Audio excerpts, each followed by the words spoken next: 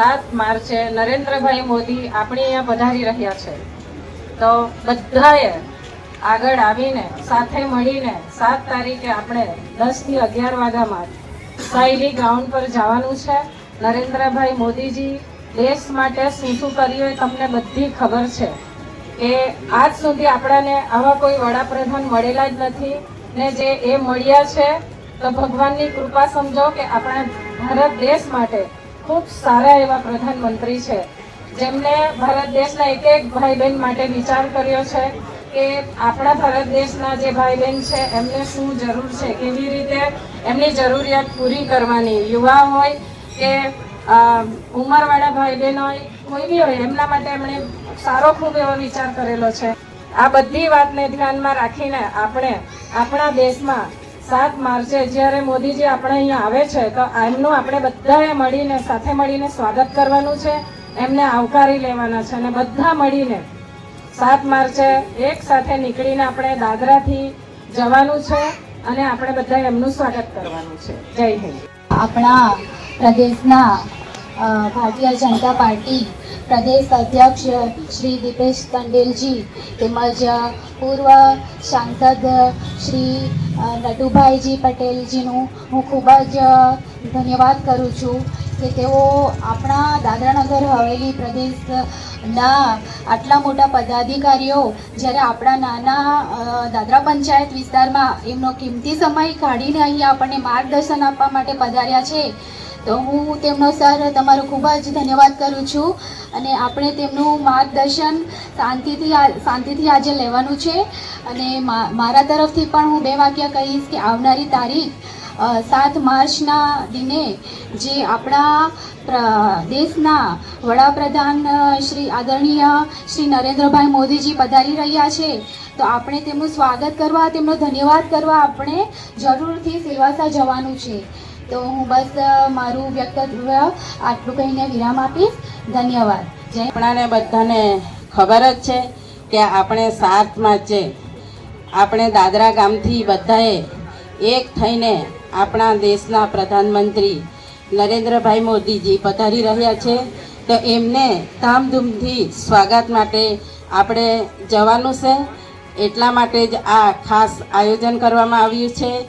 એમ તો બધાને ખબર જ છે, પણ આપણે અહીંયા સાંભળીને આપણા આજુબાજુના આપણા ગામમાં બધાને જ આપણાને જાણ કરીને 7 તારીખે આપણે બધાને લઈ જવાના છે. આપણા પટેલાદમાં 15 બસો જેટલી અને 10 ટેમ્પો એટલા આપણાને પ્રશાસક તરફથી આપવામાં આવ્યા છે, તો એ આપણે એમાં બધાએ તો આપણે પંચાયતમાં ગ્રામ પંચાયતમાં જમવાની પણ વ્યવસ્થા કરેલી છે, તો બધાએ જમીને આપણે બધા સ્વાગત માટે જઈશું. એટલું બોલી મેં પૂર્ણ કરું. જય હિન્દ, જય ભારત. આજે આપણે ત્યાં ભારત દેશના એવા વિકાસશીલ લોહ પુરુષ એવા આપણે અહીંયા પધારી રહ્યા છે. આપણે અહીંયા પ્રગતિશીલ એવા એડમિનિસ્ટ્રેટર સાહેબના અધ્યક્ષમાં એવા દાદરાનગર હવેલીનો એવો આપણે વિકાસ થઈ રહ્યો છે. એવા સમયમાં આપણની દાદરાનગર હવેલી એક નાનો પ્રદેશ છે.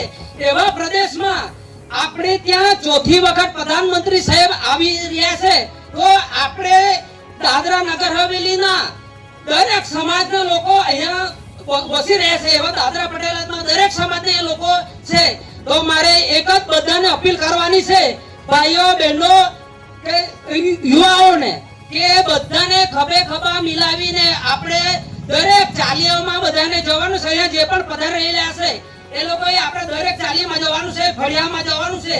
દરેક ભાઈ બહેનો બધાની જવાબદારી છે. દરેક ભાઈ બહેનોને બધા આપણે તૈયાર કરવાના છે. અહીંયા 15 જેટલી બસો આપવામાં આવેલી છે અને 10 ટેમ્પા. પણ અમે એવી વ્યવસ્થા વાત કરેલી છે કે અહીંયા જે વેન છે આપણા ઇન્ડસ્ટ્રીમાં આવતી છે, એવી વેનનો પણ અમે જ્યારે અહીંયા વધારે આપણા કાર્યકર્તો તૈયાર થશે તો વેનોની પણ અમે વ્યવસ્થા કરેલી છે. તે ઉપરાંત અમે એક એવું આયોજન કરેલું છે દાદરા પટેલાદના પંચાયતમાં કે અમે 9 વાગે એક જમવાની વ્યવસ્થા પણ અમે કરેલી છે કે દરેક ભાઈ બહેનો જે તૈયાર થાય એને અમે પહેલે ભોજનની વ્યવસ્થા કરી, એમાં જમાડીને પછી અમે બસમાં બેસાડીને અમે બધાને મોકલાવશું. તો દરેક ભાઈ બહેને ખૂબ જ તકેદારી રાખવાની છે, કાળજી રાખવાની છે કે આપણા દેશના પ્રધાનમંત્રીનું આપણે આશીર્વચન લેવાનું છે कि प्रधानमंत्री जी दादरा नगर हवेली में 7 तारीख को आ रहे हैं। हमारे जो प्रधानमंत्री है पूरे विश्व के लोकप्रिय नेता है और हमारे देश के यशस्वी प्रधानमंत्री जैसे कि अमेरिका के जो ट्रम्प है और ट्रम्प भी प्रधानमंत्री की इज्जत करते हैं, ऐसे हमारे प्रधानमंत्री है।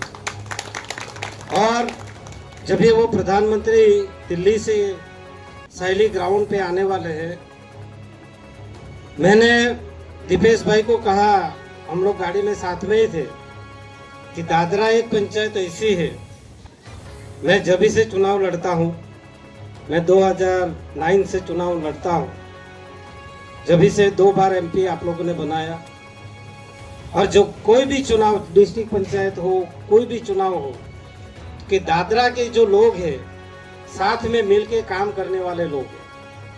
और जो प्रधानमंत्री जी ने जो अपने को दादरा नगर हवेली में जो दिया है, जो मेडिकल कॉलेज और विनोबा भावे सिविल हॉस्पिटल, नमो हॉस्पिटल का नाम अभी रखा गया है, वो हॉस्पिटल ऐसी है, यहाँ यूपी बिहार के भी काफी लोग हैं। तो आप लोगों यूपी बिहार में ऐसे हॉस्पिटल देखी है क्या? गवर्नमेंट हॉस्पिटल, ऐसी हॉस्पिटल पूरे देश में, मेरे हिसाब से पूरे देश में एम्स छोड़ के पूरे देश में ये hospital number 1 hospital Dadra Nagar Haveli की बनने जा रही है। उसका उद्घाटन करने के लिए प्रधानमंत्री आ रहे हैं। मेरे से पहले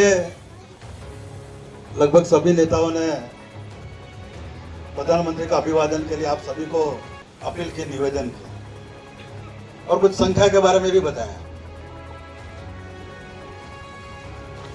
जो संख्या इन्होंने बताई है, संख्या हमें जरूर करनी चाहिए, और जरूर क्यों करनी चाहिए वो बात आपके सामने में रखी। तो देश के प्रधानमंत्री यहाँ आ रहे हैं, उनके नेतृत्व में जब वो 2014 में उन्हें इस देश का नेतृत्व संभाला, तो 2 चीज के ऊपर हमने फोकस किया। भारतीय जनता पार्टी ने इस देश भर में 2 चीज जनता को बोला था, 2 चीज के बारे में हमने मैंडेट मांगा। पहली बात थी कि कश्मीर को इस देश का अखंड भाग बनाएंगे, और ये अगस्त में अमित भाई के नेतृत्व में संसद में बात रखी, और जो लोग बोल रहे थे कि देश के टुकड़े हो जाएंगे, कश्मीर बढ़ जाएगा, पाकिस्तान हमारे ऊपर हमला करेगा, सभी चीज को नाराज करते हुए कि कश्मीर को देश का अखंड भारत बनाया, और पूरा देश में एक संदेश दे दिया कि ये भारत अखंड है। और दूसरी बात हमने रखी थी, दूसरा संकल्प था हमारा कि हम प्रभु श्री राम का मंदिर बनाएंगे। ये 22 जनवरी 2023 में हमने ये काम भी करते थे।